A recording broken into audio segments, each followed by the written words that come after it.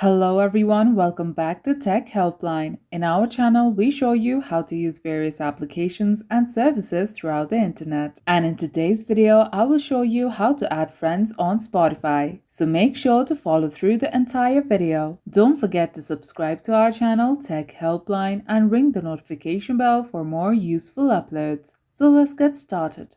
Open Spotify on a device.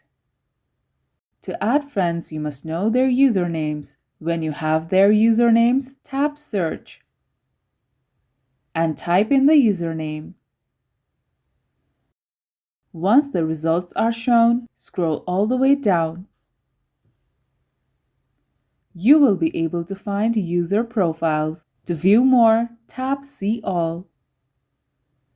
Search for your friend's profile and tap on it. You can now tap Follow to add them.